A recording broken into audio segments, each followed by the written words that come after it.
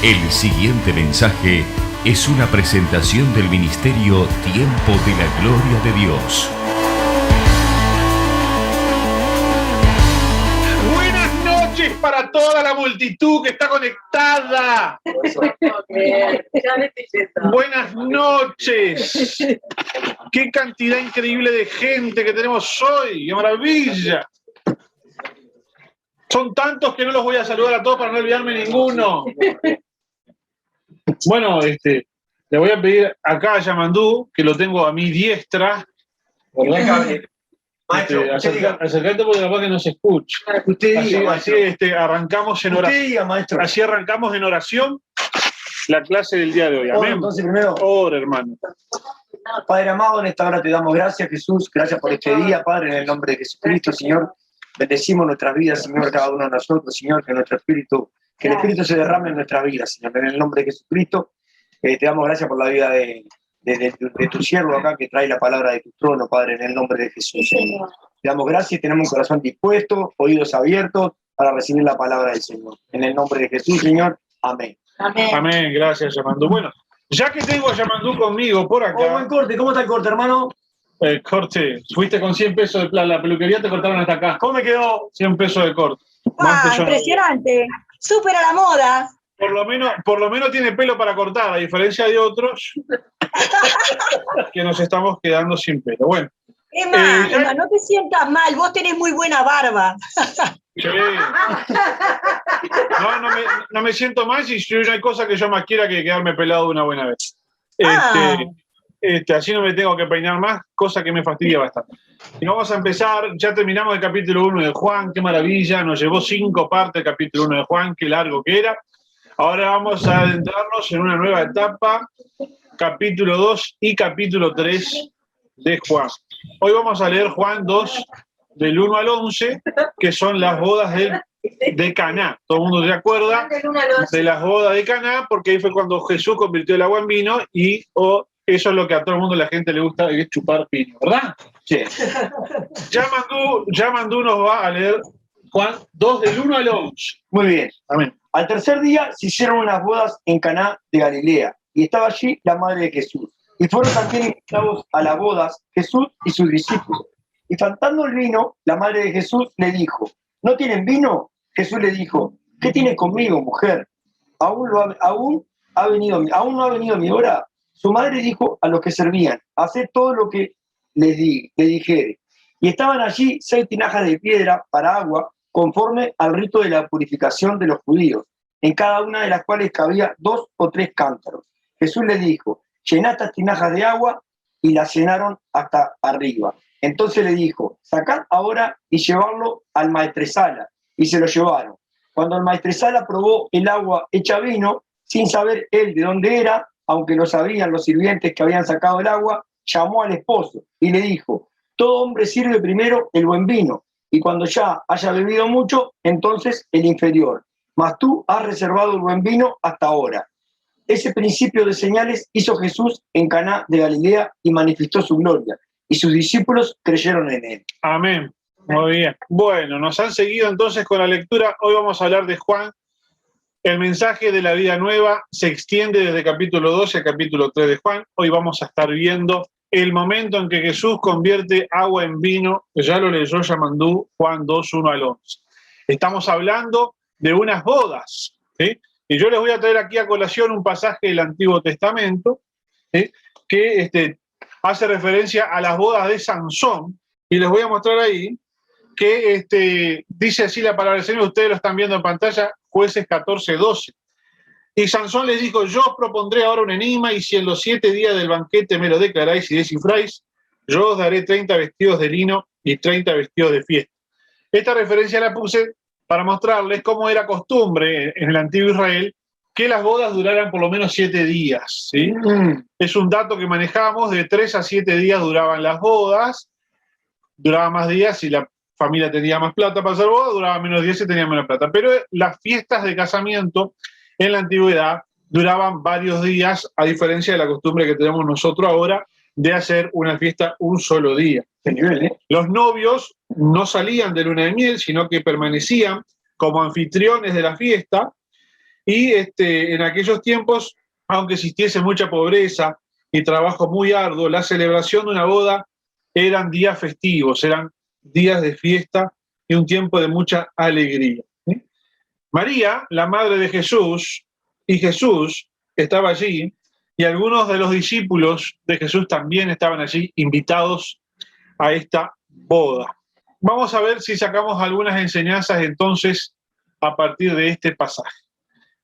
Lo primero que vamos a destacar en los primeros 2 versículos es que Jesús con esta enseñanza nos está enseñando a nosotros a que aprovechemos los eventos sociales con un propósito espiritual. Ahí están los primeros 2 versículos que leyó Yamandú. Al tercer día se hicieron unas bodas en Caná de Galilea y estaba allí la madre de Jesús y fueron también invitados a la boda Jesús y sus discípulos. Por lo general solemos tener un problema, y ese problema es que muchas veces como cristianos nos aislamos del resto de la sociedad, ¿sí? O no reconocemos las oportunidades que existen para relacionarnos con los demás. Muchas veces esperamos que las personas vengan a nosotros, vengan a la iglesia, se nos acerquen para que nosotros hablemos de Cristo, pero en realidad también nosotros deberíamos poder estar integrados en la comunidad, integrados en la sociedad, integrados con la gente y participando de eventos sociales, aprovechar para transmitir el mensaje de la palabra del Señor. Fíjense nada más que en este caso Jesucristo está iniciando su ministerio. Estas son las primeras acciones públicas de Jesucristo y estamos ante la presencia del primer milagro que Jesucristo lo hizo, y ese primer milagro no se hizo en una sinagoga, no se hizo en un templo, se hizo en una fiesta, se hizo en una boda. No hay nada mejor para poder ministrar a la gente, para poder llevarles el mensaje del Evangelio, que estar con la gente. Jesús no era un solitario, no vivía como un ermitaño, no era un esenio, como dicen algunos, no estaba separado de la sociedad, tenía una vida social, y no era una vida social que estaba centrada únicamente en la sinagoga y nada más de la sinagoga a casa y de casa a la sinagoga. Él disfrutaba al conocer a las personas que no formaban parte de su círculo religioso.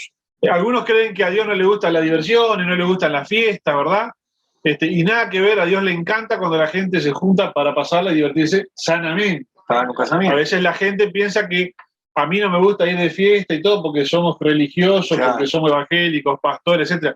En realidad el tema es que nadie me invita a ninguna fiesta, ni por eso.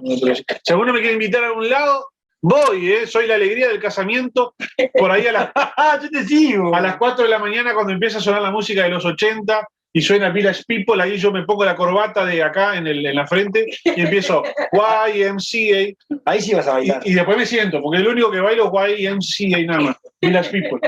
Si no hay Village People en un casamiento, no es casamiento. Tenés que bailar. Después viene la parte de la mayonesa, la gelatina, todo aquello de la plena de nuestra época, ¿tá? Pero si no, no es casamiento.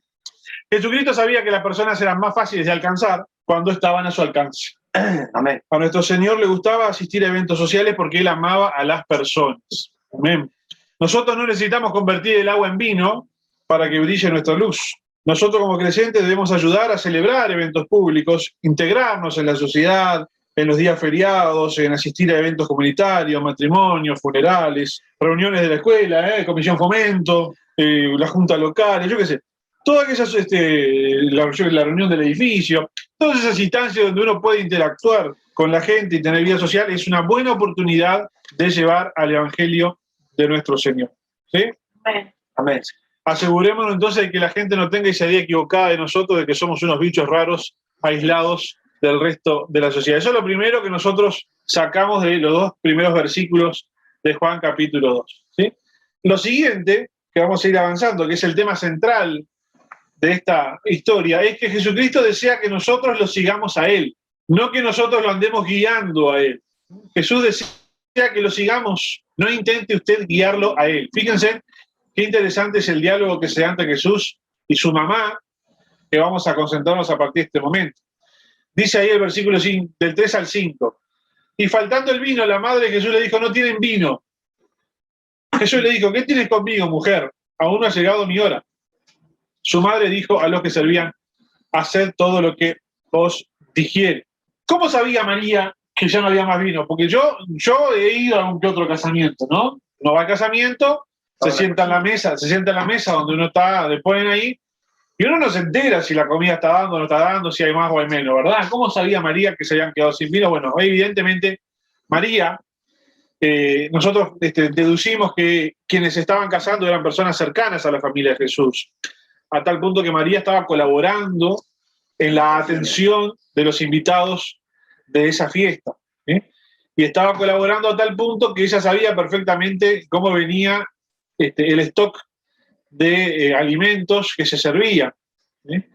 Y por lo tanto, seguramente hasta María estaba encargada, con toda seguridad, de servir a los demás. Por eso es que María sabe, se entera que no tienen vino, que se han quedado sin vino, y lo primero que hace es ir a decírselo a Jesucristo.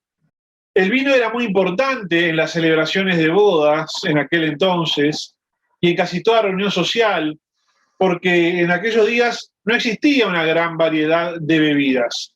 Las personas tomaban agua o tomaban vino. Y el agua no siempre era fácil de conseguir, un agua pura que pudiese ser potable. Lo más seguro era tomar el jugo de alguna fruta. El vino se tomaba sin fermentar, o sea, sin alcohol, a veces se tomaba fermentado, a veces se tomaba solamente el jugo de uva, a veces se diluía el jugo de uva en agua, etc. ¿Sí? Pero cualquiera fuera la clase de vino que se estuviera sirviendo en las bodas de Caná, el hecho de que se terminara el vino era una decepción para todos los invitados y una vergüenza para los novios, claro, y para la familia de los novios. ¿Sí? Por más que fuesen familias de bajo presupuesto, gente pobre, sacrificada, quedarse sin vino en la boda era realmente algo vergonzoso. Pero vamos a aprender algo acerca de la mamá de Jesús hoy. Vamos a aprender muchas cosas. Lo primero que vamos a ver es que la mamá de Jesús sabía que ante cualquier problema podía contar con Jesucristo. A la mamá de Jesús se le presentó un problemón, no nos queda más vino. ¿Qué es lo primero que hace? Va y le dice a Jesús, no hay más vino. Qué bueno que nosotros también podamos hacer lo mismo en nuestras vidas, ¿no? Buscar al Señor cuando tenemos un inconveniente, buscar al Señor cuando tenemos una dificultad, porque sabemos que de la mano de Él podemos obtener respuesta.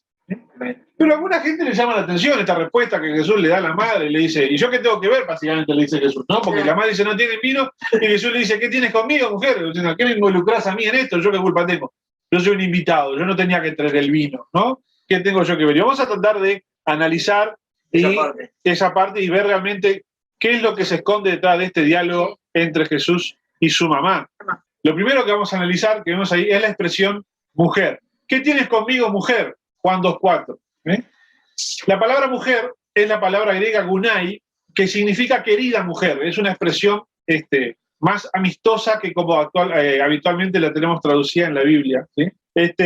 Jesús le repite a María esa misma palabra cuando está en la cruz, cuando le dice, Juan, ahí está tu madre. Sí. Bueno, ella le dice la misma palabra, gunai, querida mujer. Se está refiriendo a su mamá en términos cariñosos, no en términos secos, como aparentemente podemos llegar a interpretar. Pero no era una descortesía de parte de Jesús, ¿qué tenés conmigo, mujer? Yo qué tengo que ver así, en términos de no, porque era su mamá. Sino que en realidad Jesucristo en este momento, donde Él va a iniciar su ministerio público con 30 años era la edad que la costumbre judía indicaba que los hombres eran maduros y podían empezar a hacerse cargo de los negocios familiares. Hasta los 30 años, Jesucristo estuvo junto a su mamá y después de los 30 años, digamos, se independiza y empieza su ministerio. Yo antes de los 30 no podía hacerse cargo de nada. Por lo general, antes de los 30, no se consideraba que todavía estuviese suficientemente maduro el individuo para hacerse cargo de los negocios familiares. ¿Sí? ¿Qué es lo que significa esta expresión que Jesús le dice a María? ¿Qué tienes conmigo, mujer? Lo que dice ahí en pantalla. Significa que el tiempo en que María dirigía los pasos de Jesús se habían acabado. Hasta ese momento María dirigía la vida de Jesús porque era su madre y Jesús era un hijo obediente que seguía las instrucciones de su madre. Pero a partir de esta instancia, en la boda de Caná, a partir del inicio del ministerio público de Jesús, ahora Jesucristo empieza a ejercer su ministerio como Señor y por lo tanto ya no es María la que guía las acciones de Jesucristo, sino que ahora el que guía las acciones de Jesucristo es el Padre y por lo tanto Jesucristo empieza a guiar las acciones de todos nosotros. Amén. Este fue el día clave, bisagra, en el que María se enteró, se dio cuenta, aprendió que ya ella no iba a seguir conduciendo la vida de su hija. Ahora, a partir de este momento, nunca más ni el papá ni la mamá de Jesús iban a guiar su vida. Y si María precisaba la ayuda de Jesús, ella no debía solicitarlo como su madre, sino simplemente como una creyente más. A partir de este momento, María ya no podía acercarse a Jesús como su madre, dándole indicaciones, dándole órdenes, como quizás hasta ese momento lo hacía, y Jesús obedecía como correspondía, ¿verdad? Seguramente hasta ese momento María estaba acostumbrada a decirle a Jesús, haz esto, haz lo otro, necesito esto, ayúdame, asistime. María seguramente, como yo le dije, estaba a cargo del catering de la fiesta, entonces seguramente tendría los modos que te pasaban, vaya, lleve, pum, me quedé sin vino, Jesús, ¿no? En esa, ¿no?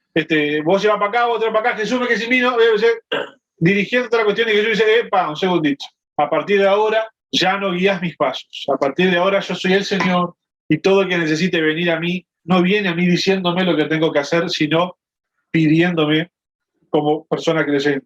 Además, este es un punto bien interesante que todos nosotros como evangélicos tenemos que conocer, porque este es el versículo clave en el que Jesucristo, que ya todo lo sabía, ¿verdad?, se está adelantando muchos siglos a lo que conocemos como la mariolatría, la idolatría a María, que algunos creyentes en el mundo tienen, idolatría por María, o claman a María, o piden a la Virgen María para que les conceda cierta cosa, o para que María interceda por nosotros ante Jesús. En este versículo Jesús está diciendo muy claramente, María no tiene ninguna influencia sobre mí. Lo que está diciendo Jesucristo es, ni María ni nadie tiene ninguna influencia sobre mí, ni me pueden guiar a que yo haga alguna cosa. Estas palabras de Jesucristo están muy buenas y muy bien metidas en este lugar para darnos a nosotros la herramienta para entender por qué está equivocada la idolatría a María, el pedirle a María o el venerar a María. Porque a partir de este punto Jesús marca una distancia y María pasa a ser como cualquier otro ser humano de esta tierra. Una persona que si quiere, me tiene que seguir a mí, dice Jesús. Me tiene que obedecer y tiene que ser guiada por mí. María no viene a decirme o a influenciarme a mí, a pedirme que yo haga algo y yo lo termino haciendo porque María me lo pide. Ya no hay ese vínculo. Y eso es bien importante. Nadie, ni yo, ni siquiera la propia madre de Jesús, puede acercarse a Jesús y decirle lo que tiene que hacer. Al contrario, él le dice a la madre. Ahora, el Señor, Jesucristo nuestro Señor, Él nos dice qué hacer a nosotros. En ese momento Jesús lo que pone es un punto claro. A partir de ahora que yo empiezo mi ministerio, y me voy a consagrar como el Señor de la tierra, María y cualquier otro son iguales. Son seres humanos que necesitan que yo muera por ellos, que necesitan mi salvación y que me tienen que adorar a mí como Señor. Ninguno va a tener influencia sobre Jesucristo. Amén. Amén. ¿Qué tal me vienen siguiendo hasta ahora? ¿Viene saliendo claro? Sí. Siguiente punto. Jesucristo le dice a María, ¿qué tienes conmigo, mujer? Mi hora no ha llegado. Acá Jesús nos muestra que él vivió todo el tiempo guiado por el plan de Dios para su vida. Antes de que Jesús llegara a la fiesta, a las bodas de Caná, Jesús sabía que en ese lugar iba a hacer su primer milagro, ¿sí? Sabía que en el tiempo y en el momento correcto él iba a tener que actuar, porque ahora el Señor Jesús era guiado por el Padre y no por su familia humana. Por eso dice, mi hora no ha llegado, porque no va a actuar porque la madre le diga, se me vino, va a actuar cuando él entienda, guiado por el Espíritu Santo, que es el momento adecuado para actuar. Por eso le dice, mi hora no ha llegado. Lo mismo pasa, por ejemplo, antes de seguir adelante, hay algunos capítulos más adelante, los hermanos de Jesús que no creían en Jesús le dicen a Jesús, vos dale, si haces tu milagro allá en Jerusalén para que te vean los otros y te hagas conocido, vení. Y Jesús dice, segundito, todavía no es el tiempo. Que los hermanos van a Jerusalén y Jesús demora un poco y va un poco después. Porque Jesús siempre aprovecha esas distancias para marcar la cancha. No son ustedes los que me van a decir lo que tengo que hacer y cuándo lo tengo que hacer. Lo voy a hacer cuando mi Padre me ordene que lo tengo que hacer. Y en eso nos da ejemplo, ¿verdad? De que no nos dejamos influenciar por lo que la gente nos diga que tenemos o cuándo tenemos que hacer. Somos guiados por el Padre, somos guiados por el Espíritu Santo para hacer las cosas a su debido tiempo. Tercer punto, haced todo lo que os dijere. Esto dice María a los mozos. Y este es un punto clave, porque María estaba diciéndole a todo el mundo qué hacer. Vos esto, Jesús vino, Y cuando Jesús dice, epa, señora, María dice, bueno, yo acá ya no mando más. Ahora hagan todo lo que Él les mande hacer. Y es importante que María diga esto, porque como yo les vengo diciendo, es prácticamente seguro que María estaba a cargo del catering de la fiesta. Porque si no, ¿por qué los demás iban a hacer lo que María dijo? María dijo, hagan lo que Él dice, y todos obedecieron. ¿Por qué? ¿Quién era María? ¿Un invitado más? No, no era un invitado más. Claramente María estaba a cargo del servicio de esta boda. Y después entonces pudo decirle a todos los demás, hagan lo que Él les dice. Y la evidencia de que esto es así es que los demás hicieron lo que Él les dijo. Jesucristo le dijo, vayan, agarren tinaja y traigan agua. Y yo me imagino, ¿no? Yo soy el mozo de la fiesta. Yo me voy a poner en plan mozo de la fiesta, háganse de cuenta que tengo acá una monita blanca, ¿no? Camisa negra, monita blanca, la bandeja acá, no tenemos la bandeja acá. Yo soy el metre. Yo soy el mozo y me quedé sin vino. Entonces voy a la encargada, señora, estamos sin vino. Y la señora dice, bueno, hagan lo que él dice. Sí, señor, ¿qué hacemos? Traigan agua. No, agua no, vino precisamos. Traigan 6 tinajas de agua, 600 litros de agua, pero hay que ir a buscarla al pozo, vamos a tener, traigan agua. Pero usted tipo está loco, señora, precisamos vino. Eso es lo que yo hice, lo que yo me imagino, ¿no? Sin embargo, la historia acá nos cuenta que Jesús dijo, traigan 600 litros de agua, chicos, vayan. ¿Va? Y los tipos fueron. ¿Por qué fueron? Obediencia. Porque María le dijo, hagan lo que él dice. Entonces, ¿quién era María? Evidentemente, era la que estaba a cargo y nadie le discutía ese tipo de cosas. Y acá es interesante. María dice, hagan todo lo que él diga, no lo que yo diga, lo que él diga. La Biblia nos enseña que todos, incluyendo María, deben obedecer ¿a quién? A Jesús. La misma María les enseñó a los criados a obedecer ¿a quién? A Jesús. Ella acababa de aprender esa lección que todos nosotros tenemos que aprender. Desvió la atención que estaba sobre ella, la desvió hacia Jesucristo. El consejo de María a los criados demuestra que ella había comprendido lo que Jesús le acababa de decir hace unos minutos atrás. Ella no trató de controlar a Jesús, no le dio órdenes a Jesús, no le dio indicaciones a Jesús. Con toda dignidad ella se retiró del intercambio de palabras y le dijo a los criados, hagan lo que él les diga. Y esa lección es muy importante para nosotros también en este tiempo. Hagamos todo lo que el Señor nos dice. No tratemos de presionar a Jesús. Él sabe mejor que nosotros. Podemos detenernos y esperar hasta que el Señor hable. Y entonces después obedecemos cada palabra que el Señor nos manda. El Señor habló y dijo, traigan agua. Y allá tuvieron que salir los criados a agarrar las tinajas, agua, ir a un pozo, para hacer un esfuerzo para obedecer la orden del Señor. El Señor nos da órdenes muchas veces de que hagamos cosas que implican un esfuerzo, pero tenemos que hacerlo. Entonces, voy a continuación a compartir 5 elementos que tiene nuestra obediencia a Jesús.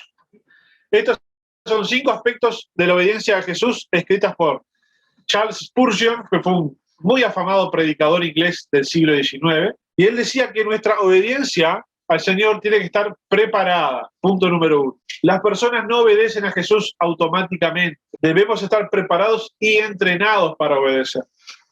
María le ayudó a los criados a prepararse para obedecer a Jesús. Ella los preparó para esperar y no adelantarse a Jesús. Los guió para obedecer. Ninguno de nosotros obedece automáticamente. Nos cuesta. Es un proceso. Tenemos que vivir cada día ese proceso. El proceso de estar preparados para obedecer al Señor. Porque en algún momento el Señor nos va a llamar, en algún momento el Señor nos va a dar una orden, en algún momento el Señor nos va a dar una indicación, nos va a guiar a hacer algo y tenemos que estar preparados, prontos para obedecerlo, acostumbrados a obedecerlos. Amén. Amén. Punto número 2, nuestra obediencia tiene que ser perfecta y completa. La desobediencia decide obedecer parte de lo que Jesús dice, pero se niega a hacer todo lo que Él nos manda. Es decir, la obediencia, si no es completa, no es obediencia. Claro. Si yo hago algo a medias, no lo estoy haciendo completamente. Y eso nosotros los que somos papás lo sabemos, ¿no? Te mandé a juntar todos los chiches, juntó la mitad de los chiches, no me hizo caso, por más que juntó la mitad de los chiches. Claro. Yo le mandé a juntar todos los chiches del cuarto. Entonces la obediencia a media no sirve. El rey Saúl, la Biblia dice que Dios nos mandó enfrentarse a un pueblo enemigo y matar a todo el pueblo enemigo, e inclusive los animales, no dejar nada vivo. Y Saúl enfrentó al pueblo enemigo, mató a todos, pero se quedó con los animales como botín. Entonces vino Samuel y le dijo, ¿y esto qué es? Estoy escuchando ruido de animales, ¿qué es esto? Ah, sí, estaban buenos los animales, los dejamos vivos para hacerle una ofrenda al Señor. Y Saúl le dijo, no, dejate ofrenda al Señor. El Señor mandó que hagas una cosa y no lo hiciste. El Señor prefiere la obediencia antes que las ofrendas, querido. Usted obedeció a medias, que es lo mismo que no obedecer, así que se le acabó la cuerda. Y ahí es donde Saúl empieza a declinar. Entonces nuestra obediencia tiene que ser perfecta y tiene que ser completa. No cuenta obedecer a medias. ¿Tá?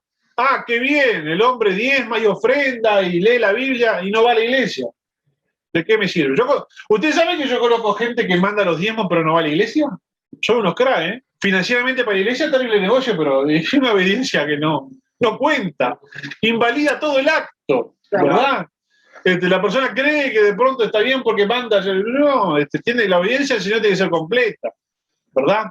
No puedo, y lo mismo la historia del tipo que va a la iglesia y ofrenda, puedo ver, y después en su trabajo miente, en su negocio defrauda, o lleva una doble vida, etcétera. No, la obediencia al Señor tiene que ser una obediencia completa, si no, es desobediencia. Dice la Biblia que el que viola un punto de la ley se hace culpable de violar toda la ley. Bueno, punto número 3, nuestra obediencia al Señor tiene que ser pronta. No tenemos que dudar, ni cavilar, ni especular sobre lo que el Señor nos dice que hagamos, simplemente hacerlo. Llenar las tinajas de agua parecía irrelevante ante la falta de vino, pero como los criados, nosotros también tenemos que obedecer. Es decir, no hay vino, Jesús, traigan agua. ¿Qué tiene que ver el agua? Yo no veo nada. La verdad que traer agua frente a la falta de vino no funciona. Claro. O sea, el problema es gravísimo, no hay vino. Vino no hay. Nene. Dice, no, traigan agua. Bueno, la obediencia no puede ponerse a cuestionar. Agua, ¿para qué vamos a tener agua? Y tanta agua. ¿Para qué quiere agua? La obediencia es pronta. Dijo, traigan agua, traemos agua. No sabían que lo que iba a hacer Jesús. Hay que confiar. Claro. Yo no sé lo que va a hacer el Señor, pero el Señor me ha dado una orden, hay que obedecerla pronto. Capaz que podía empezar para lavar los platos. Capaz que Jesús quería terminar la fiesta, dijeron, este quiere terminar la fiesta, el agua para lavar los platos. La cabeza de los músicos, imagínate, ¿no? Sí, bueno, sí. Es más, muchas veces Jesucristo hace ese tipo de cosas. Una vez se encuentra con un ciego que quiere ser sano y Jesucristo escupe, hace barro y le ensucia los ojos. El pobre ciego puede haber dicho, ¿qué? ¿Te estás abusando de mí, que soy ciego? ¿Discapacitado? ¿Qué me está haciendo? Me está haciendo bullying, me está descansando, ¿no? Imagínate, no toma con el Imagínate, el tipo está ciego y espera que Jesús lo sane y Jesús le llena la cara de barro. Es genial. Pero vos imaginate la historia. Agarra a Jesús barro y dice ¡plum! En los ojos. ¿Qué hace? Andá, lavate, le dice Jesús. Encima que me ensuciás, que te abusás que soy ciego y me metés barro en la cara, yo que te hice, flaco, me decís que vas a lavarme. ¿Cómo hago para lavarme si soy ciego? ¿Cómo llego? Bueno, la historia nos cuenta que el ciego, confiando plenamente en Jesucristo, sintió el pácate en los ojos, capaz que hizo así, y ¿qué es lo que tengo que hacer? Andá a lavarte. Y allá fue, como pudo, hasta el estanque se lavó, y después de que se lavó ocurrió el milagro, y pudo ver. Lo mismo cuando va a resucitar a Lázaro. Y se muevan la piedra, chicos. No, que vamos a mover la piedra, hace 4 días que lo enterramos, de esa hay un olor a la peste impresionante.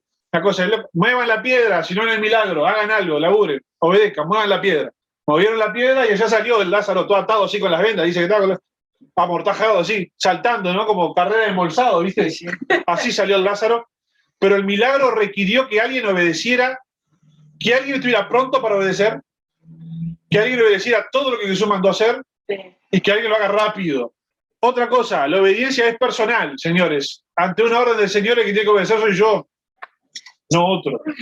Yo no quiero que llegara ante la presencia del Señor y que me diga, Emanuel, tuve hambre, ¿y qué hiciste? Ay, mandé a otro. No. La obediencia es algo personal, lo hago yo. La obediencia a Jesús no significa que uno le pida a otro que vaya y haga algo por un tercero. No hay que obedecer delegando, lo tengo que hacer yo. ¿Amén? Si corresponde que yo haga una acción, yo no puedo llamar a Yamandú y decirle, Yamandú, andé a hacer la voz por mí. Lo tengo que hacer yo, porque la obediencia es personal. Lo mismo pasó con los criados, eran ellos los que tenían que buscar el agua, los criados no pudieron decir, a ver qué otro traiga el agua, ¿sí? Cuando Jesús dijo corran la piedra, la corrieron esos que Jesús mandó, dijo, bueno, a ver qué otro corra la piedra. La obediencia es personal. Y número 5, la obediencia tiene que ser perpetua y constante. Cualquier cosa que el Señor diga, debemos hacerla y debemos mantenernos haciéndola. Amén. Amén. Los cristianos temporales no son verdaderos cristianos. O sea, el que es cristiano por un rato de tiempo, ¿no? ¿Qué tal? ¿Qué de tu vida? Bien. ¿Cuánto hace que no vas a la iglesia? No, pero antes iba. Bueno, no funciona. Yo fui 20 años a la iglesia, ¿sabés? Hay gente que dice, yo conozco. ¿Sabés? Yo conozco, sí, 20 años fui a la iglesia. ¿Y ahora? No sirve, querido. No tengo laburo. No sirve ser obedientes por un lapso de tiempo. Debemos ser obedientes todos los días. Amén. Entonces, la pregunta que yo me hago, y con esto vamos terminando en el día de hoy. ¿Quién se anima a activar los micrófonos y decirme cuál es el resultado de la obediencia? Yo creo que ya lo dije, pero no, los que están acá no, chicos. Denle la oportunidad otra vez. Richard Acosta, ¿cuál es el resultado de la obediencia? Que Dios te honra. Es una buena respuesta, pero no es la que yo tengo anotada acá, que va a salir ahora en pantalla. Gracias por participar. Otro que quiera arriesgarse a responder cuál es el resultado de la obediencia. A ver acá. La bendición. La bendición tampoco es lo que yo puse para anotar acá. Marta. Yo también iba a decir. Iban a decir la bendición, perdieron todos. Obediencia, bendición. ¿Cuál es el resultado de la obediencia? La gracia. Viviana, Oscar, a ver, alguna Estelita que active el micrófono y diga, a ver, Estelita, querida, vos sí te escuchás. Bueno, por medio de la obediencia de los mandamientos de Dios, nos preparamos para la vida eterna, para la exaltación. Algunas veces no entendemos la razón y tenemos que obedecer igual. Amén. Es un mandamiento en particular. Demostramos nuestra fe en la obediencia, nuestra confianza a Dios, cuando obedecemos, ¿verdad? Todo eso que están diciendo todos está bien, ¿eh? Lo que dijo Richard, lo que dijeron acá, lo que dice Tita está bien. No le han invocado a la que yo puse para hoy, a ver quién más quiere. A ver, Vivi, a ver ahora. Galardón, otro. Bien, te anoto un poroto, pero todavía no. Oscar, que está con el micrófono ahí abierto, que dice... La salvación. La salvación, buena respuesta, pero no es la que yo elegí para hoy. El Señor nos escucha. Sí, bueno, sigan tirando, ¿no? ¿La largo o no la largo? A ver, Sí. queremos saber. ¿Quieren saber qué fue lo que anoté para hoy? Te ¿Cuál es ponen el lo resultado? mucho, ¿Qué dijiste? te ponen lo mucho, porque dice, séme fiel en lo poco y en lo mucho te pondré. Está muy bien. Buen fruto. Está muy bien, eso demuestra que usted sabe de la Biblia, pero que yo eso no lo dije en toda la lección de hoy, así que no es. Pero muy bien. Sí. Ahí va, 3, 2, 1. Milagro. Milagro. La obediencia trae el milagro. La obediencia, señores, trae el milagro a nuestras vidas. Amén, Señor. Amén. Dios hace milagros, Dios hace los milagros que quiere hacer a través de la obediencia de los creyentes. Amén. Amén. Mencióneme usted un milagro que se haya hecho sin que alguien obedezca. No hay. No hay. No hay. Perdón. Jesús convirtió el agua en vino, pero los criados obedecieron y trajeron el agua. Ahí está. Jesús multiplicó los panes, pero después los discípulos tuvieron que ir a repartir los panes. Jesús sanó al ciego después de que él se bancara, que lo embadurnara todo y fuera a limpiarse los ojos. Jesús levantó a Lázaro de los muertos después de que las personas movieron la piedra. Así que toda vez que nosotros obedecemos a Jesús, estamos cooperando, estamos colaborando con el Señor para que el Señor realice un milagro. Muy bueno. La obediencia al Señor facilita los milagros, ya sea que carguemos agua, que repartamos pan, que lavemos barro o que corramos una piedra. Amén. Nuestra obediencia es una parte, pero Dios espera hasta que nosotros obedezcamos para hacer el milagro. Bueno. La obediencia es la fe en acción. Dios trabaja a través de los que expresan su fe por medio de la obediencia. Amén. Bueno, alguien que hable y diga algo antes de que oremos para finalizar. Es linda la historia de Sansón. Lástima que el pobre sinvergüenza, Sí, claro. bueno, ¿Cómo termina? seguro, porque bueno, veo que cuando uno es débil y frente a las bellas jóvenes que con sus encantos nos engatusan, terminamos haciendo cualquier macana. ¿Verdad? ¿Ibas a decir algo, Richard? A ver, Richard. No, que yo quería saber, que yo me fui antes de los 30 de la casa de mi viejo, si hay retroactividad en eso. Yo me fui a los 20, está todo bien, Richard, no pasa nada. No hay Bueno, retro. No, los tiempos cambiaron. No, solo una cosita. Aquella vuelta que Jesús se había quedado en el templo, que los padres no se dieron cuenta cuando habían ido, creo que era para las Pascuas, y A él las dijo 12 que era- estaba, ahí va, y él dijo que estaba con los asuntos del Padre.